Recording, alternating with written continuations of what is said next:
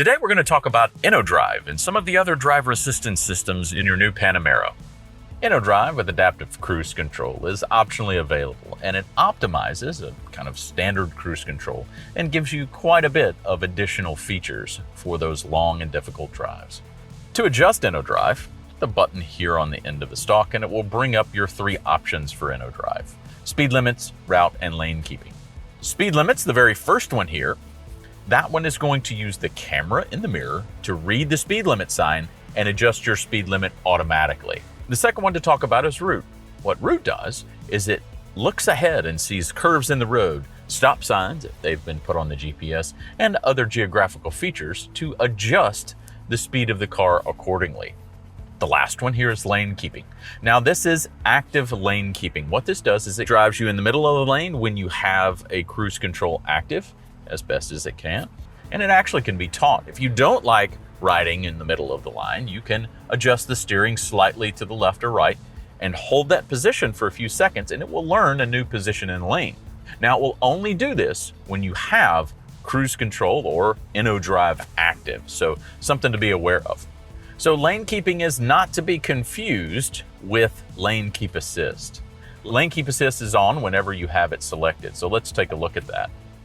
Here we'll go to assistance, and here you have lane keeping. This is what keeps you in the center of the lane. You go to additional functions, and this is where lane keep assist is. So it's keeping you from accidentally departing your lane. Say for instance, you get too close to the lane line, and it will do an active steering intervention to bring you back into that particular lane.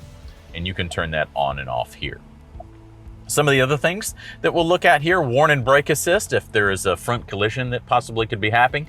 We also have lane departure warning. Now what happens is if you do go outside of the lane and you do not use a blinker, you'll hear this sound like going over a rumble strip. That's what it's supposed to sound like.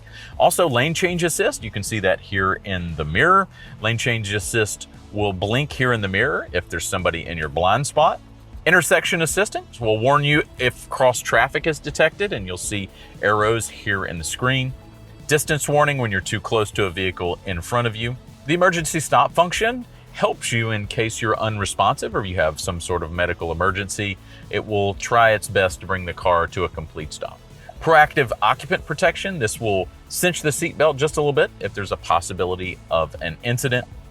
Brake recommended is for when you've been driving too long. It starts to notice some signs of fatigue. And then also night view assist if you've optionally equipped it for your vehicle. This allows you to see a little bit better at night.